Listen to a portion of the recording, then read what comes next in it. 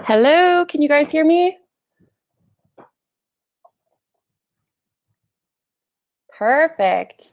All right, good morning. My name is Keira. If I haven't met some of you before, welcome and thanks for joining me today. Awesome, loud and clear. Okay, we're going to get started because I have quite a bit of information to cover and it's all in 1 hour. So I'm going to get started and I'm sure that a few more people will be joining us as I move along with the intros. So we'll jump right in here.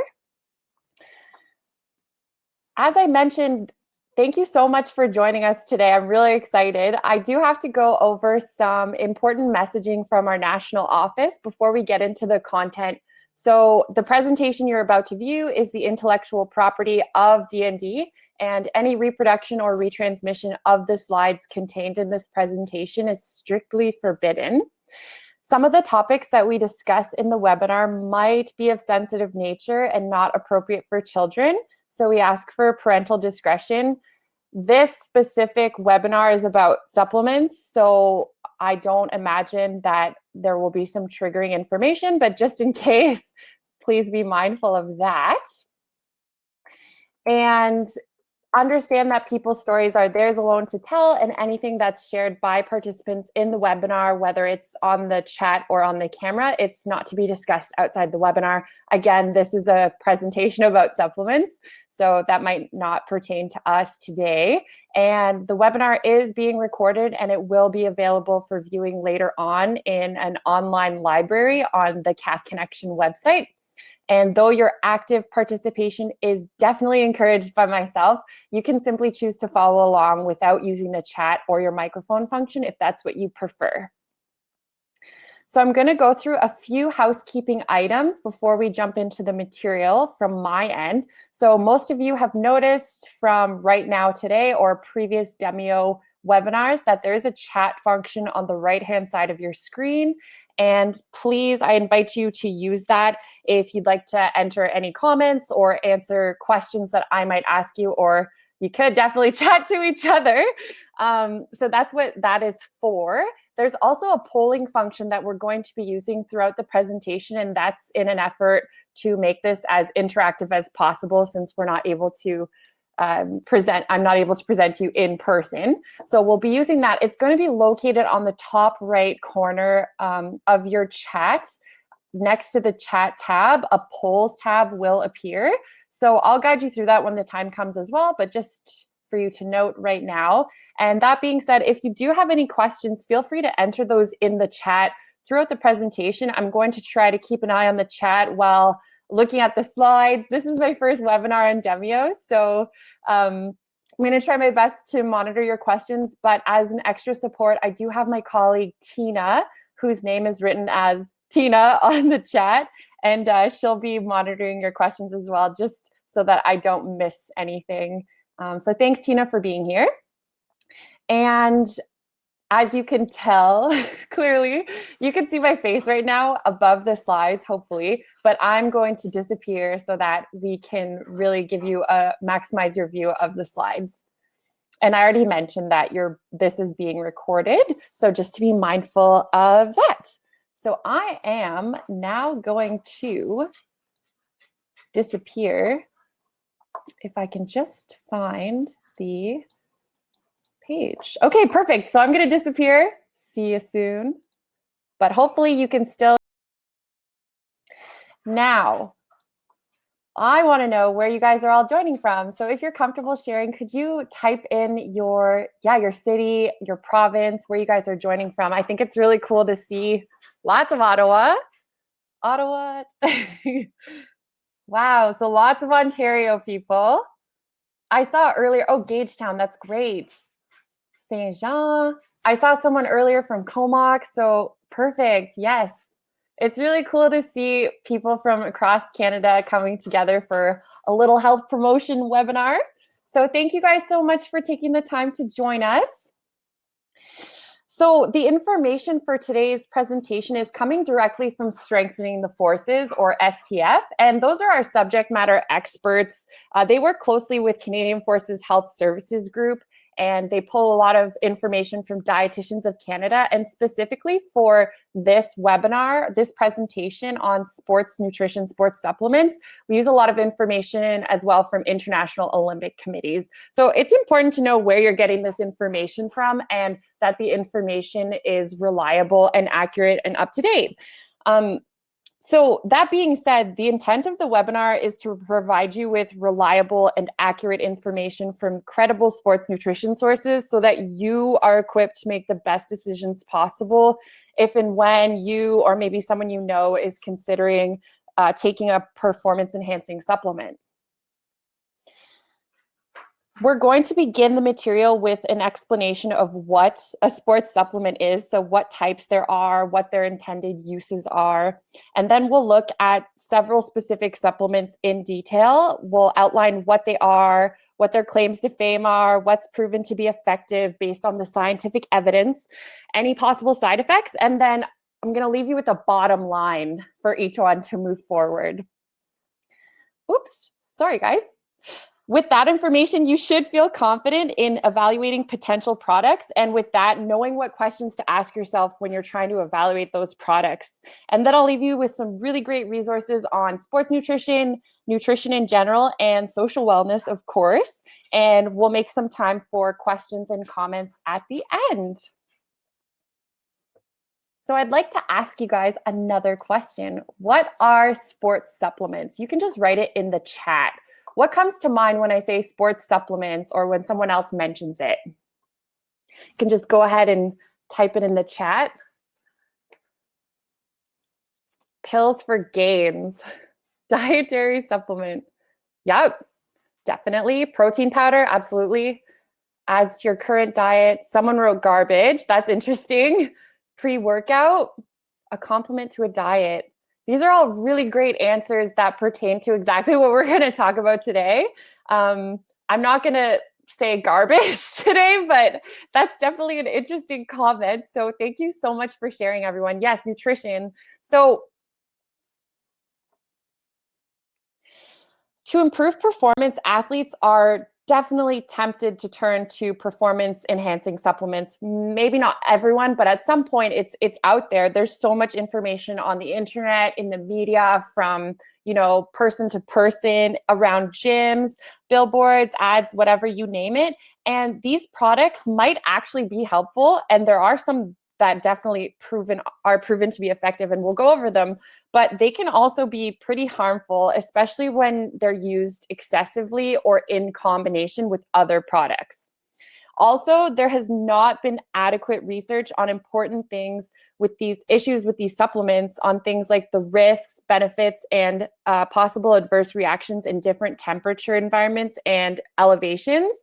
Also on their effects on judgment and reaction times, and on the consequences of long-term use and drug interactions. And when we consider our military population, who are often tasked to deploy or to go on course and relocate, changing environments is a huge part of their reality. And not knowing what types of impacts certain substances will have on our bodies in these environmental changes, it's definitely not ideal, to say the least. And the same goes with the impacts on judgment and reaction times. These are really pertinent for operational effectiveness. So it's something to consider. In Canada, performance-enhancing supplements are divided into two categories. We've got nutritional supplements and dietary supplements. We're going to start with nutritional supplements.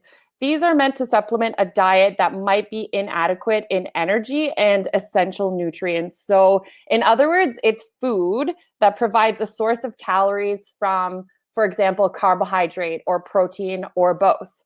So they enhance your nutritional intake, and they're anything that is still considered food.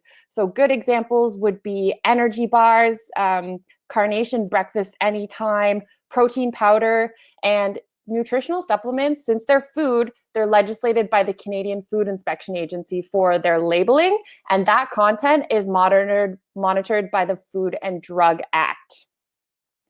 So that being said, now that you know what a nutritional supplement is, have you ever taken a nutritional supplement to enhance your performance, or even just as a snack? So I'm going to add our first poll. This is super exciting. Share now. So in the top of your chat box, you'll see a polls tab. If you just click on it, you can answer whether or not you've taken a nutritional supplement. And that's regardless of if it's for the purpose of enhancing performance or just as a snack. All right, so I got most answers from people, and you guys should be able to see that 91% of people have indeed taken a nutritional supplement. So I think that's interesting to note and to see that a lot of people have taken a nutritional supplement. And we're gonna look at the food labels of the nutrition supplements. I pulled an example. Sorry guys, I have a little dog here. He says hello. Pardon me. So yeah, I chose to look at a Cliff Bar here, which is a common nutritional supplement.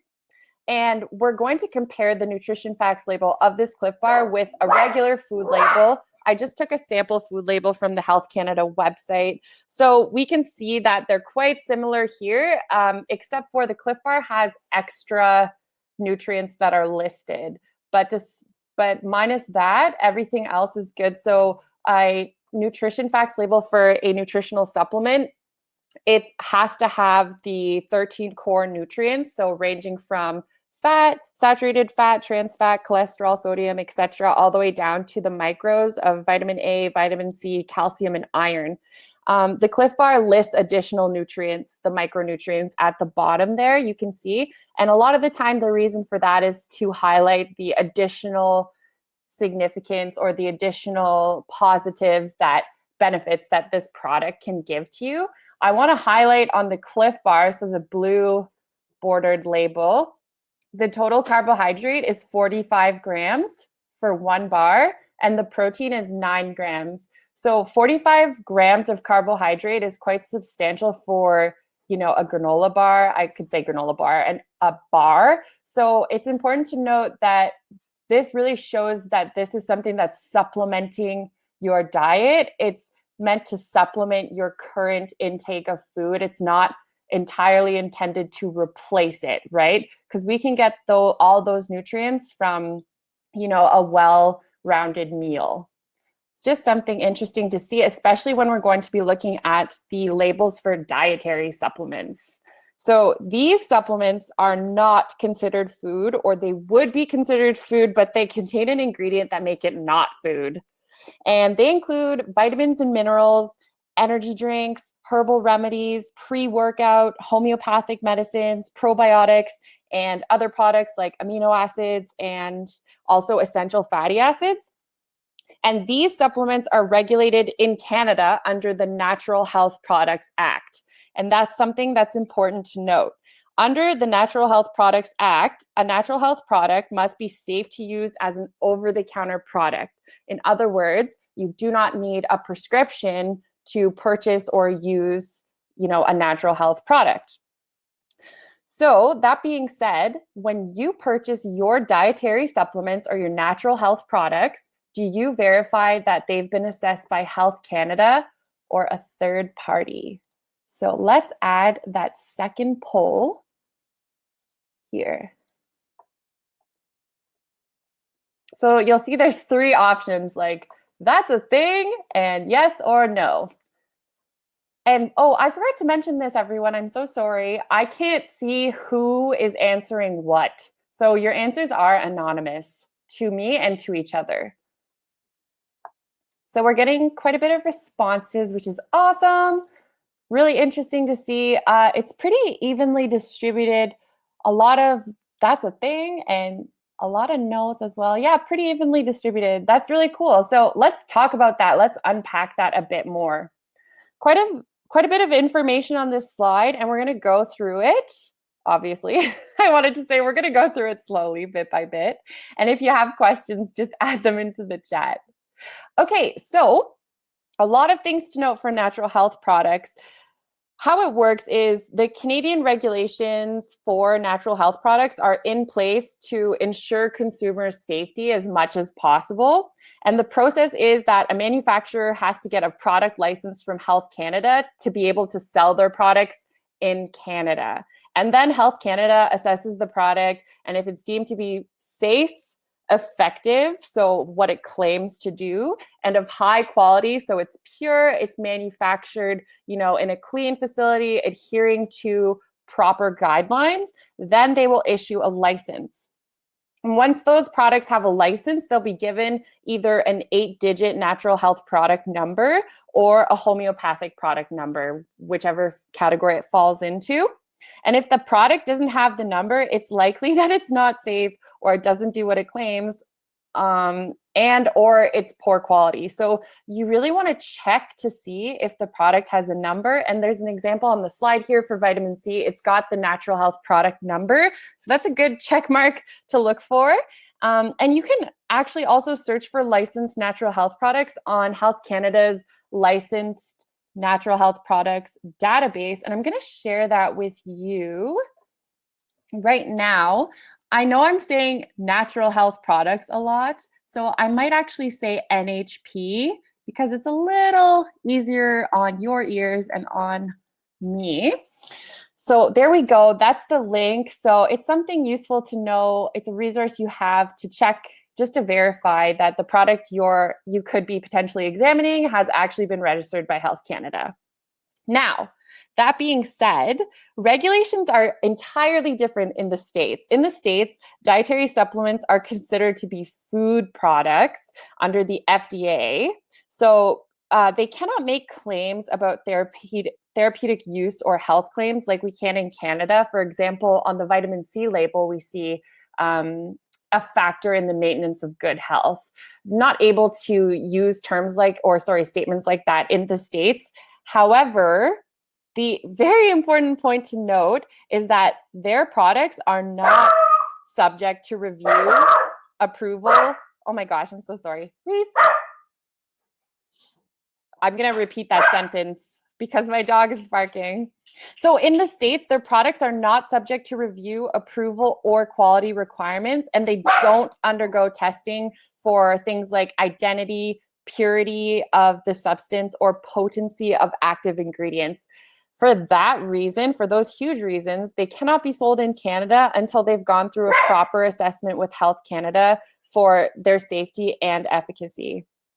That being said, Canadians are actually allowed to import supplements that are outside Canada as long as you follow the dog's trying. Sorry, I just saw the chat.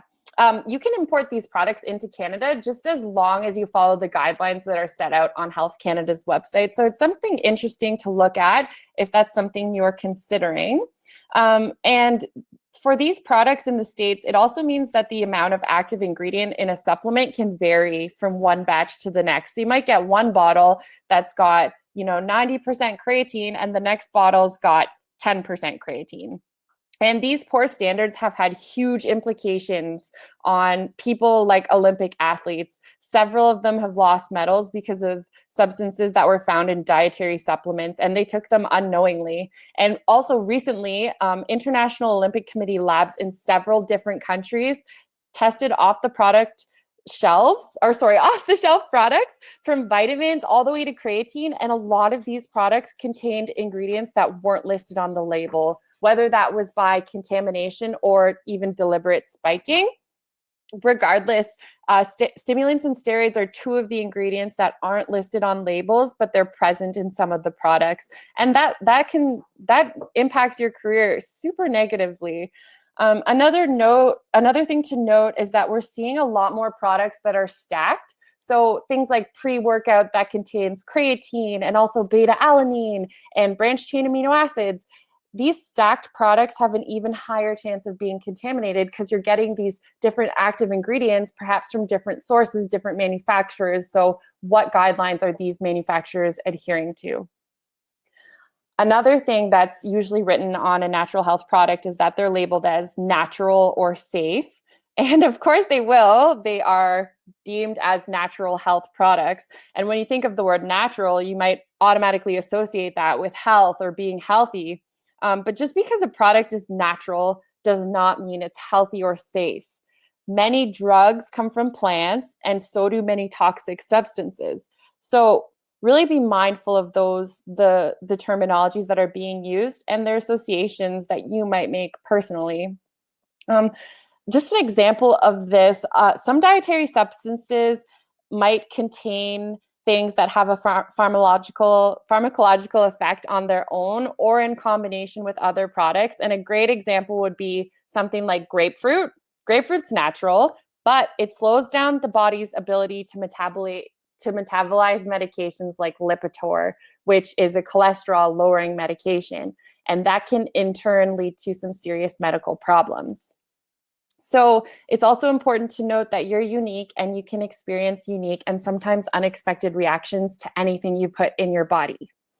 So is there a way to identify safe and effective dietary supplements? Yes, there is. Of course, we want to look for the Health Canada's natural health product number or homeopathic number. You can use their database, and also you can look for seals from third-party testing companies like NSF Sport and Consumer Lab. I went ahead and put on a seal for NSF Certified Sport. I'm going to show you the ones for the others. So here we can see the Certified Sport and then just original NSF and Consumer Lab. So these companies are really great. They basically test that what a manufacturer is saying is in the bottle is actually in the bottle, right? So the difference between the three is that NSF Certified Sport is like the gold seal of the third-party testing. They test every batch of the product, whereas the NSF and the Consumer Lab seals, they test random batches. So that's still really, effective. It's just that they don't test every batch. It's random batches.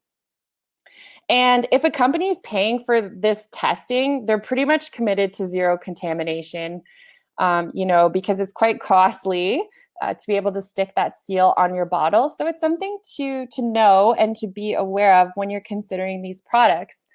Now, let's look at the the nutrition facts label for these dietary supplements. So I just went ahead and searched for a pre-workout online. I went ahead and blacked out what the actual title of this product was. So I found that there's a Canadian version and the American version of quotation marks the same product. So the difference is the first one I'm showing you, it's produced for a facility in Canada. It's produced for general nutrition companies.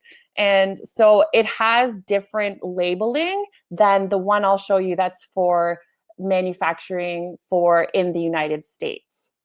And I'll just walk you through some of the guidelines that the dietary supplements in Canada labeling needs to follow. I'm not going to list it all off to you because it's kind of jargon, but it's easier to see the actual application of these things. So we can see on the label on the front, it says NPN. So that's the natural health product number. So there's a nice check mark. It's been assessed by Health Canada. And if we want to go a step further, we can take that number and search it in the database to make sure it's real. The other thing that it lists is the risk information, so the cautions, and as I mentioned, that it's manufactured for GNC. This is the other side of the label, and I split it into two slides because the writing is so small on screen and also in person. If you've looked at a label of a supplement, most of them are pretty tiny. So I tried my best to make it big for you guys. Really, the point here, it's not to read every word. It's just to see that they are adhering to the guidelines here. They're including the recommended use, the medicinal and non-medicinal ingredients, some contraindications, and how to store it properly, as well as the quantity per dose. Now, what's interesting is the US version of the same product. This is their label, okay? I just didn't show you, the front where it says gummy worm flavor, but we can see that this one, it's got the same information, missing a bit, and it's just distributed differently. And what I want to focus on right now is what's inside the active formula, the advanced formula. So I'm just going to show you a snippet of the bottom half of the supplements facts. So this is just a close-up view of the active ingredients in the American version. So if you're someone who is potentially shopping for a pre-workout, and you're looking at this label, do you understand what all of these words mean and what effects they have on your body and how they're best ingested and absorbed and stored by your muscle? Usually, no, the average person would not know. And these products are intended for everyone, right? So not everyone has a nutrition or a science degree or a background like that. A lot of people that are purchasing these supplements are not just athletes, but they're people who are starting out a workout program and they've heard of pre-workout, and they want to try it out. So I'm just going to highlight a few of these as well. Note that there's a caffeine blend here. There's 300 milligrams. And then there's also creatine in the form of creatine monohydrate, 2 grams. On the Canadian version, I didn't highlight it, but it has the same amount of creatine monohydrate and caffeine. So let's start with caffeine. There's 300 milligrams per scoop in this blend. Health Canada's recommended limits for caffeine for adults is to consume no more than 400 milligrams per day. So that's about 3 cups of coffee, 3 medium Tim Hortons coffees. So if you're ingesting this, this pre-workout and you've already had a cup of coffee that day, you've probably gone over the recommended amount from Health Canada. And the reason that they set out those recommendations is to help you avoid, negative consequences, particularly physical but also mental, right? So you're more likely to experience the negative side effects of caffeine.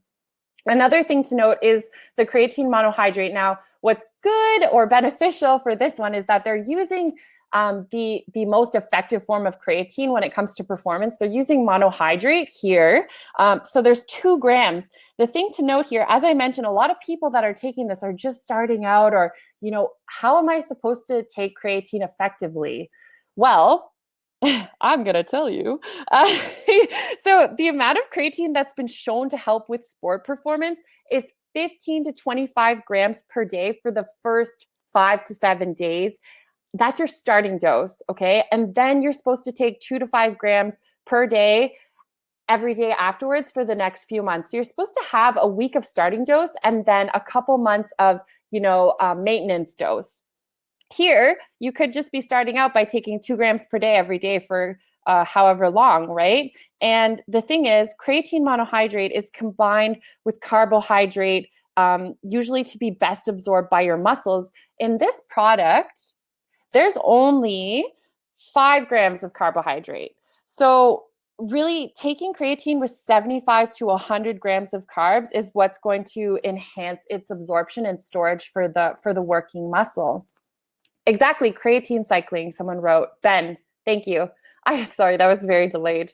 But yeah, so creatine is most effective and most absorbed and ready to use by your muscles when it's taken and coupled with that carbohydrate source of 75 to 100 grams. And here you're getting 5 grams of carbs. So you would definitely want to pair this with a carbohydrate source. With that, you want to make sure that you're drinking enough water so that you don't experience side effects of too much carbohydrate and not enough water. And this is all a lot of information, background information that not everyone knows or would think to link to these ingredients listed on a pre-workout label. So it's something to be mindful of. This was the most interesting part for me. I just highlighted in a yellow box. This is the warning label, and it's actually written on this product. Consuming this product can expose you to chemicals, including lead, which is known to the state of California to cause birth defects or other reproductive harm. So this is actually written on the label.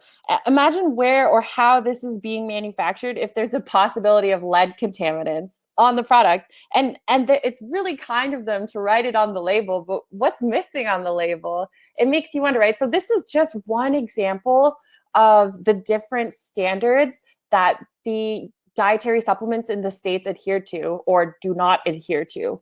So it's just something to be mindful of. Take the time to read a label, okay? And do your research. Now, I'm going to show you a clip of a really interesting, it's kind of, I think it's funny, a documentary. It's called Bigger, Faster, Stronger. It was actually made in 2008. But does it mean anything? Some minerals would need this warning. I'm going to come back to your question, okay, Michael? Just take note of it. Thank you. So I'm going to share this video with you. No problem. Bear with me while sugar.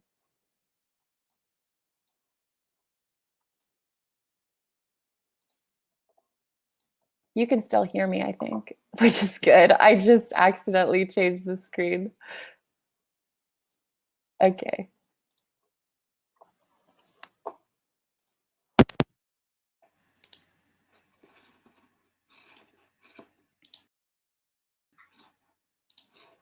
Perfect as the people they're saying. Not very good. So this stuff I've tried. Loaded with sugar. Tried this. Tried this. Of course, I've tried this. Everybody, I think, has tried muscle milk. Tried this. Tried this. Tried all these drinks. If speed stack weren't enough, you have extreme speed stack. The supplement industry is very unregulated. You don't have to have FDA approval to come out with a dietary supplement. That gives people room to come out with some, lower quality products. This product says new legal formula on it. I don't know what the old what the old formula really had in it. Belizean man vine extract. I don't want any part of that. Best if used by date and lot number on bottom of can. Yep. I always thought the health industry was about, health. Why does it feel like we're back in the Wild West? It'll clean your teeth and curl your hair. The best in the West. I wouldn't be dead without a bottle. Well, we can all thank the senator from Utah, Orrin Hatch. Look how good he looks. I want to get his brand. That's what I want to do. See, the health industry is big business in Utah. They make almost a quarter of all the dietary supplements in America. And supplements are a $24 billion industry. So you do the math. Making supplements used to be like making prescription drugs. You had to prove your product was safe and effective before you could sell it. Well, the supplement cowboys in Utah thought that was a real hassle. So they asked their favorite senator to change the rules around. And now you don't have to prove your product is safe at all. And the FDA has to prove that it's not safe if they want to take it off the market. What is this red goop? This is the Canadian version of Redline. We had to take out some of the ingredients that aren't legal in Canada. Thanks to this deregulation, the supplement industry exploded, and all sorts of new and interesting people got in on the action. We were always a good team, whether we were selling drugs or whether we were selling a supplement like we are now. Jekyll and Hyde supplements, formulated to awaken your other side. Take this and all of a sudden you become the freak, the monster. Everybody wants to become a monster. If Valentino can make a supplement, I bet anyone can do it. Hold on. How many guys you need? I need 2 guys. We're making dietary supplements, and I just need a hand with a couple things. It'd be really easy. All I need you guys to do is take the white, boom. First, you buy a bunch of really popular ingredients. But the trick is, I'm just going to use a tiny amount of each one. It's what we like to call in the supplement biz, pixie dusting. See, I can hide my secret formula behind the term proprietary blend and not reveal that it's pretty much just a pill full of rice flour. This is a good way to make a lot of money. Don't sneeze in the supplements here. But with all those expensive ingredients on the label, I can make this bottle for about $1.40 and sell it for $60. Thanks, Orrin. We're in the supplement business now. The scary part is that everything I just did is by the book. Well, except for the illegal immigrant day laborers. But hey, nobody's regulating them either. Now I just need a misleading advertisement. All right, me again.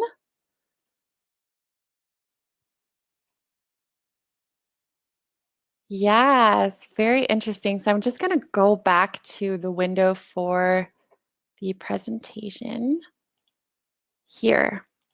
Okay, so can you, Tina, can you guys hear me? Okay, perfect. Thank you, everyone. You're so helpful. I'm so lucky. So that's a really interesting clip to show you. This is a really interesting documentary. It's available on YouTube for free. The next portion that they're going to show you, he said, now all I need is a misleading ad. So there's the link. And it shows how they Photoshop, someone for the before and after scene, and how even the photographer and the person who's in charge of photoshopping is saying it's misleading and we fooled a lot of people. And he said, I almost feel bad. So it's just a nice visual to see like what's really going on over there and things to watch out for, right? Just to be mindful of. So we're going to take a closer look at several supplements now. A little bit of a list here. So I'm just going to, as I mentioned, go through their claim to fame, facts around the claim, potential side effects, and the bottom line. So we're going to kick this off with a poll. True or false? Individuals who train regularly should not expect to see a benefit from BCAAs. So I'm going to go ahead and add the poll. There we go. Should be able to see it right now to be able to answer. So it's a true or false. Individuals who train regularly should not expect to see a benefit from taking BCAAs. And we've got, what's a BCAA? True or false? I'll give you a few more moments to get in some final answers. So it's looking like the majority is saying false, and then evenly split for true and what's a BCAA. So let's go ahead and let's unpack that. The answer is true. Individuals who train regularly should not expect to see a benefit from taking BCAAs based on scientific evidence. So, branched-chain amino acids, or BCAAs, are essentially a product that contains leucine, isoleucine, and valine, which are 3 essential amino acids. Amino acids are building blocks of protein, so they're what are used to make protein in our bodies, and they all have similar chemical structures. So these 3 amino acids have a branched chain architecture, so hence the name branched chain amino acid. And when an amino acid is essential, it means that our bodies cannot make them. So they need to come from a dietary source. We need to get them externally from foods, or in this case, a supplement. And our BCAAs are broken down mostly in our muscle tissue, whereas other amino acids are broken down in our liver. And the most high quality proteins, like coming from fish, chicken, fish, eggs, or dairy products, are comprised of 25% BCAAs. So your body's needs can definitely be met by eating a healthy, nutritious diet that contains these high quality proteins. The marketing claims for BCAAs is that they'll increase muscle tissue, reduce protein breakdown after a workout. So the proven effectiveness for these products is that consuming BCAAs before or after resistance training may actually increase protein synthesis and gains in lean body tissue. Who does not want that? That sounds great. And it's all available in this bottle, right? However, this effect is seen primarily in untrained individuals. So people that are new, they're starting out to a new strength or resistance training program. And that's something important to note. The side effects for this product, they're generally considered safe.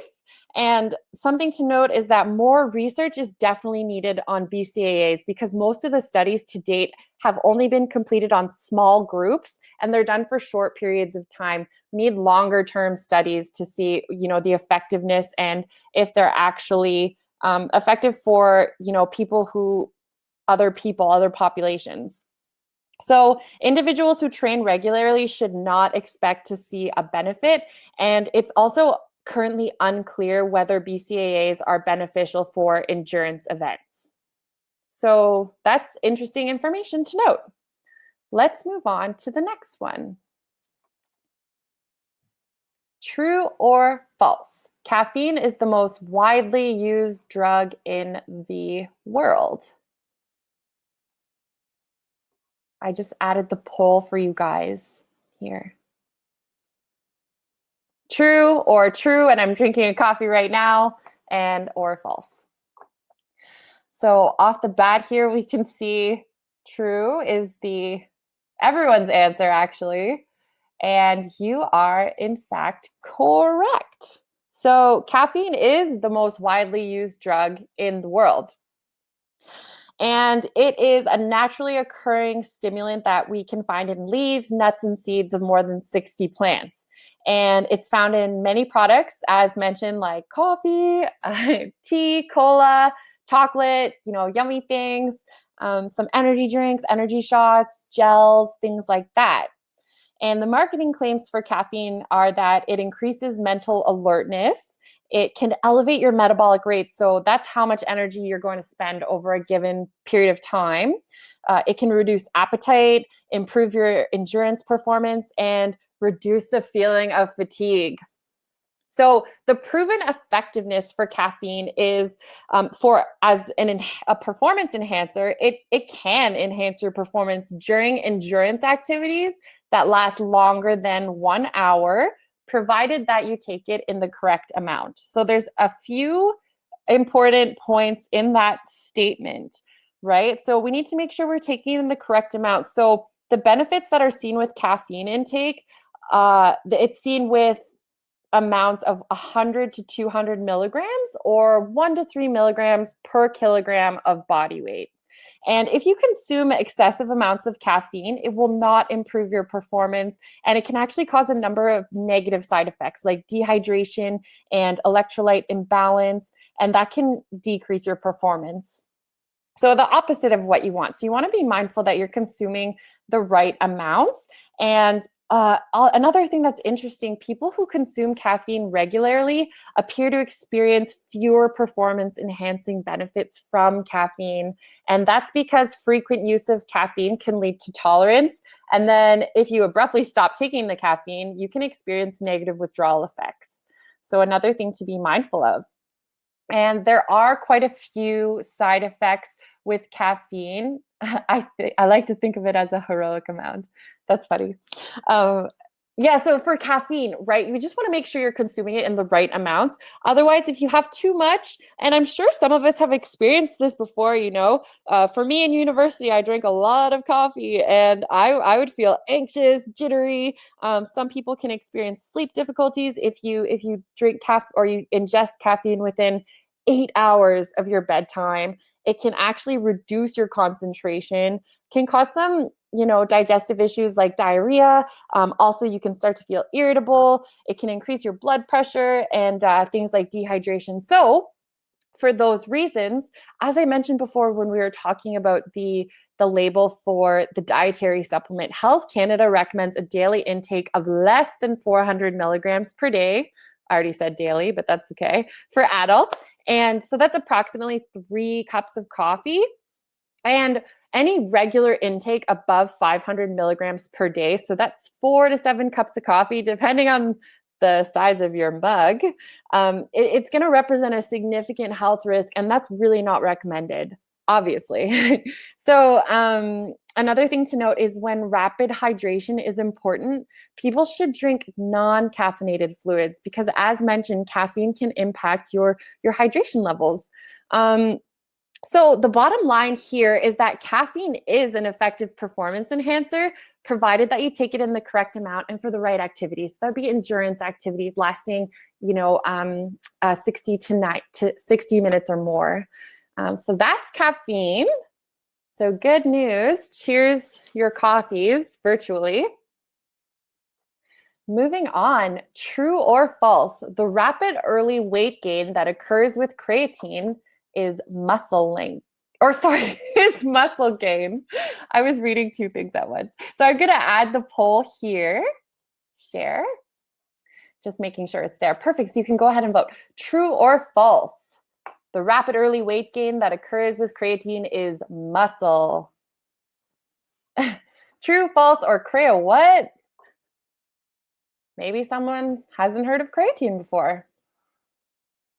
Okay, so we got most of the answers in, and the majority voted false. And you are correct. False. People often mistake the rapid early weight gain that occurs with creatine to be muscle gain, but it's actually due to the extra water that your body stores with the creatine itself. And if you stop taking creatine, you'll rapidly lose this water weight. Yes, water retention. So let's unpack that. Creatine, it's very popular. It's a fuel for your muscles that your body can actually make from amino acids. And this is also available through your diet from meat and fish. Just like BCAAs, you can get this from your diet. And creatine is stored in the muscle, and that's where it's going to produce energy for muscular contractions for repetitive activities that last less than 30 seconds. So this is pretty specific. The amount that you can store in your muscle varies from person to person. So this is individualistic. And once your muscle stores are full, you cannot increase these stores. And that's no matter how much creatine you're going to eat. So if my creatine stores are full and I just keep loading up on creatine, do you know what's going to happen? I'm just going to pee it out. And that's pretty expensive urine, right? So it's something to be mindful of. But how do you tell if I have naturally high creatine stores? That's the thing. It's really hard to tell in everyday life for an average person. So the marketing claims for creatine are that it improves your performance for repetitive, high intensity and short duration activities that are less than 30 seconds. So things like squats, pull-ups, bench press, sprints. It increases how long you can perform at your maximum intensity for short durations. It's claimed to increase your muscle cell volume, so looking large, enlarging your muscle fibers. That all sounds really cool and really great to me. So let's unpack that. What's proven to be effective? Good news. Research indicates that creatine is definitely an effective performance enhancer for those specific activities, which are repetitive, high intensity, short duration exercise. And with that, gains in muscle mass can be seen as a result because you're able to train harder. So you're able to gain muscle mass. But when used for an extended period of time, it can also promote significantly greater improvements in strength. But there's little evidence that creatine will improve endurance or aerobic performance. So again, this is a case where it's very specific of when it will be effective. We saw that caffeine is great for those longer endurance workouts or events, whereas in contrast, creatine here is for higher intensity, shorter duration exercise. So for activities like long distance running, it would be more beneficial to stick with caffeine, because creatine can actually decrease performance in long distance running or longer duration aerobic activities because it can cause that water retention, which results in weight gain. So for the side effects, the evidence suggests that it's generally safe to use for healthy adults. And if you do experience side effects, they could include things like water retention, as mentioned, stomach or muscle cramps, perhaps nausea, diarrhea, headaches, and muscle tightness. So those are things to be wary of. And as I mentioned before, it's hard to tell if you could benefit from creatine. It's really those people who have naturally low creatine stores in their bodies who could benefit from creatine. Other people have naturally high creatine stores. It's noted that 30% of the people who take creatine do not respond to it. That means that it won't increase their muscle creatine stores or have any benefits. And I mentioned earlier when we were talking about the dietary supplement that if you pair creatine with 75 to 100 grams of carbohydrates, it's going to enhance its absorption and storage. So that's important to note. If you're considering creatine, you want to make sure that you're optimizing your intake and pairing it with that carbohydrate. I just see a question here. If you take creatine for a long period of time, does your body adapt and reduces natural production from the body? Well, okay, that's a two-part question here. I know that, so if you take it, so after you've done your starting dose, like if you follow the cycling, that's what's recommended. It depends which type of cycling you're doing. I can give you some information on that, Nicholas, at the end. I have a really great information piece, like a segment from a handout for you about that. Does that work for you? It's individualized. Okay, perfect. Thank you so much. Okay, we're going to move on to protein powders. This remains one of the most popular performance enhancers on the market. I almost said everyone. Mostly everyone has heard of protein powders or seen it, right? And they contain amino acids, again, which are the building blocks of all the proteins we use in our bodies. So that's important, right? And the marketing claims are that it helps to build muscle, increase strength, and improve your stamina. And what about the proven effectiveness? Well, okay, obviously proteins are an essential part of our diet. They're a macronutrient, so that means it's a nutrient that we need in large amounts every day to sustain a healthy body. And if we don't eat enough of them, it's definitely going to result in muscle loss, reduced performance, delayed recovery, things like that. The important thing to note when it comes to protein powders or protein supplements, your body can only use a limited amount of protein per day. And eating more than this, it's not going to accelerate muscle growth or muscle gain. So the saying where if a little is good, a lot must be better, it does not apply here. Okay, our bodies they cannot use more than a certain amount per day, and that amount varies based on your weight and your activity levels. And we'll talk more about that in the next slide. Just here to list the side effects. If you take too much protein, you can definitely experience some negative side effects, which we don't want. A lot of it would be, kind of tummy issues, upset stomach, diarrhea, sometimes calcium loss there. And then anything that you consume in excess will be stored as fat. So as I mentioned, the amount of protein you require depends on your weight and your level of physical activity every day. So research shows that being active increases the amount of protein you need to build and repair your body tissues. Active people need 1.2 to 1.7 grams of protein per kilogram of body weight per day. Okay. And failing to do this can result in that muscle breakdown and delayed workout recovery. The average person, they're good with 0.8 grams per kilogram of body weight per day, okay?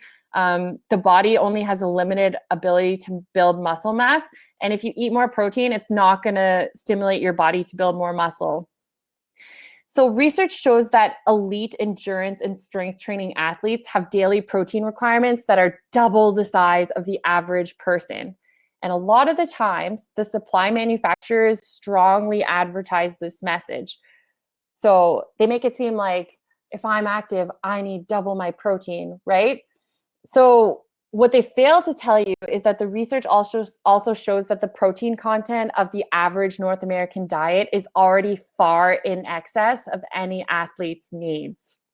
So it's likely the average person, for our North American diet, it's very, we have a large portion of protein at 2 or 3 of our meals and sometimes during our snacks as well. And our portion sizes are much larger than the recommended serving sizes, right? And there's different sources of protein, right? There's protein in everything. But so it's important to note a lot of the time you can be getting this protein just from your diet. And you want to make sure you're not consuming it in excess, because anything that's consumed in excess will be stored as fat, regardless of if it's protein or carbohydrate. So if you eat high quality proteins like lean meats, skinless chicken, fish, eggs, if you're vegetarian, legumes like soy, peas, lentils, you can have low fat milk products like yogurt and cheese. If you can't eat sufficient quantities of these real foods through your diet, that's when it would be recommended to use a protein supplement. The body can load up a little bit more protein in the first 2 hours after a really vigorous workout. So try to include protein-rich food in your recovery snack, or plan your meal so that right after your workout, include some protein in there. The bottom line here for when it comes to protein powders and supplements, it's an important nutrient, and the vast majority of Canadians already get more than their daily requirement from their diet. In cases where restrictive diet, or you're in a location where it's hard to get quality foods, then that's when you can supplement. There is evidence that protein powders work. They do what they claim, but I'm just going to re-emphasize that the majority of Canadians already get too much protein there. So the excess protein might be useless in that case and stored as fat if it's not burned as energy. Oh, thank you, Ben, for sharing the cycling faces of creatine. Yeah, so it depends on, yeah, that's great. I'm going to share the document too anyways. No problem. Okay, let's talk about steroids. So I don't think anyone said it that optimistically before. So true or false, anabolic steroids really do work. Did you guys get it? Oh yeah, there it is. So there's just 2 options here, true or false. And I'm going to give you a few moments here to plug your answers in.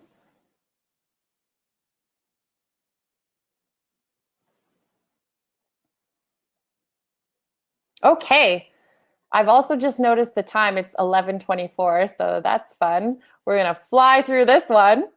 Again, I just want to note, you guys, these presentations are being shared online in our library on Calf Connection, and I'm going to leave you with our email address in case we run short of time and you still have questions for me, okay? cspottawahp@gmail.com. Okay, and I'm also going to leave you with this just in case, okay? Here. Okay. All right. So anabolic steroids are synthetic substances that are structurally very similar to the male sex hormone testosterone. Okay. And unlike corticosteroids, anabolic steroids has very few legitimate medical uses. I also forgot to answer your question. I mean, our question. This is true. The scientific community was slow admitting it, but the truth is that anabolic steroids really do work.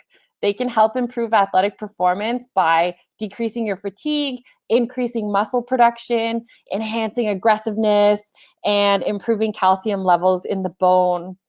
But to be effective, they have to be taken in combination with a high protein diet, and also you need to follow an intense resistance training program. But while this product does work, it's very dangerous, and that's because of the potential and very serious side effects that they can cause. So they are controlled by the Drugs and Substances Act. And the thing with these is that it's illegal to export, import, buy, or sell steroids, but it's not illegal to take them. Okay, so that's something that's important to note. Here's a list of really long, dangerous side effects. I'm going to leave that to you to be able to read in the handout that I just added in the chat. I hope you guys can see. Perfect. Okay, so if you just click download, you'll be able to see the full handout, and that gives you a lot of really great background information on all of the supplements and products that I've talked about today, and a few more. I'm really sorry that we're running short on time. I must have talked way more than I planned to. Oh, sorry. Okay, so the bottom line for steroids, they do work, but they're super dangerous to be taking. And with these steroids, they have an even higher chance of being contaminated, okay? So we want to try and deter from these. They're a drug, okay? The last one to talk about would be vitamins and minerals, and I'm going to again invite you to read through your handout under vitamins and minerals. It includes what they are, the marketing claims, what's proven to be effective, and the side effect. The main points here to identify are that, yes, they are an essential micronutrient for good health, but you can get all the vitamins and minerals you need through a healthy, well-rounded, nutritious diet. Okay, it's really in the cases where you're in an environment, an austere environment, or you have a specific medical condition, or you're on a restrictive diet where you could benefit from these products. And also, it's important to note that there are dangerous side effects if you're taking too much of a specific vitamin or mineral. So when it comes to, evaluating these products, there's some questions you should be asking yourself. Do you need this supplement? Are you already doing what you can to supply your body with the nutrients that it needs so that you feel great and get the most out of your training? Okay, are you eating breakfast? Are you eating 2 to 3 nutritious meals with snacks in between? Are you drinking enough water? Are you sleeping enough every night? 7 to 9 hours of good sleep every night. Sleep is so important for your recovery, your refueling, your recharging for your performance. Are you training too much? Are you giving yourself time to recover between your workouts? When you're evaluating a product, look at the research, look it up. Has it been assessed by Health Canada? Has it been verified by a third party? Are you buying something internationally? What's the research say? All that stuff's super important. if you look on our website, you'll see other programs that are really great that provide very useful information for nutrition, sports nutrition, and injury reduction. And this is a lot of the resources that I gave you at the beginning: Dietitians of Canada, Coaching Association of Canada, Consumer Lab, International Olympic Committee, and more nutrition resources, again, available on the website. I'm just scared that I'm going to get cut off. You guys, I'm so sorry for rushing through. And here are our other resources there. So I think you're still here. Oh yeah, you're still here. This is good. Okay, so I'm going to come back here. Hello. Oh, we didn't get cut off. Okay, this is cool. Sorry, guys. Right, so that concludes the presentation. If you have questions, feel free to send an email to the address I gave you. And the handout that I sent to you is super packed with a lot of information, what I told you and more. I'm so sorry for rushing through the vitamins and minerals and also the steroids. Thank you so much for attending. Feel free to hang back if you have questions for me. No problem. And thank you, Tina, for monitoring the chat and helping out there. Have a great day. Should make a part 2. Yeah, I should. I should also try not to babble so much, but it's so interesting. Thanks. Aw, you guys are so great. Thank you so much for your support. Thank you. Oh, have a great day. I'm so happy you guys. This is so great. So positive. Oh, take care, everybody. Thank you. Bye.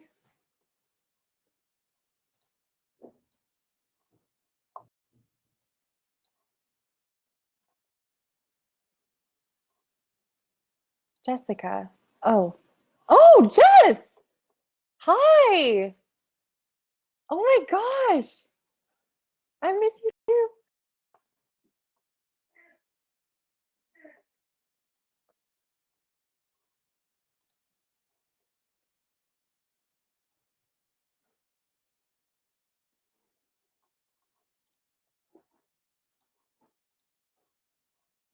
Thank you for coming.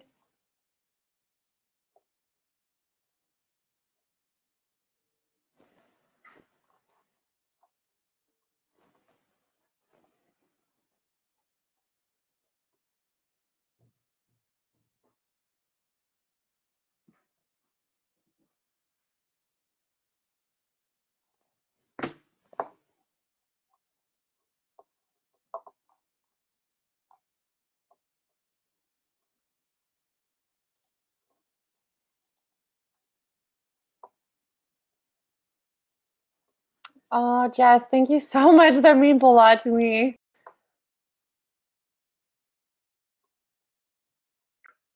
I miss you guys too. I really do. I hope you're doing well. I love your videos online and all your pictures of your kiddos. Oh, I think she's gone and I'm talking. Oh no, she's still there. Oh, take care, Jess.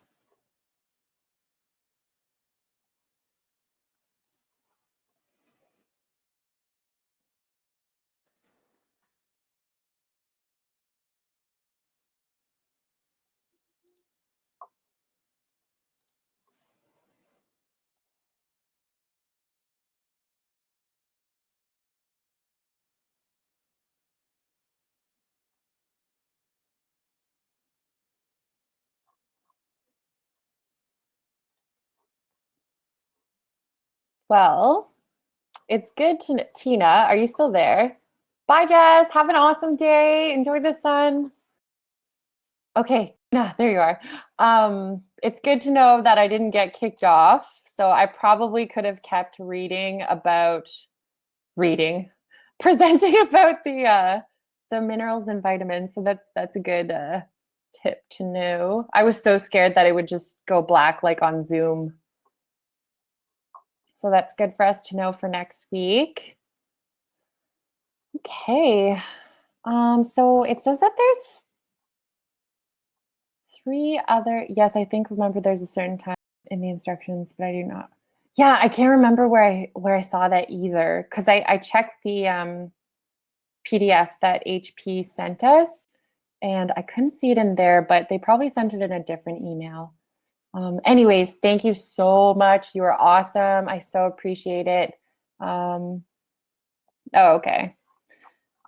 Did you, were there any questions that you or I did not answer? Someone was asking about creatine cycling. Was there anything else I haven't combed through yet?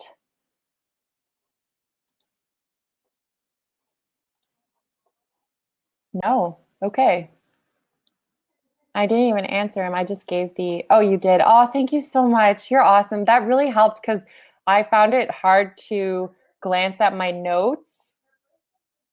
Yes, I know, Mara. I just didn't think that you, Kyle, or Randy were looking. But I should probably have this conversation offline. Thank you so much. I was like, maybe they just left it open and they're gone. Okay, I'm going to close the session now officially. And Tina will chat with you at our team meeting. And thank you, Mara. I believe the answers are, yes, they are in the booklet. I just didn't highlight that for him. Okay, thank you. Take care.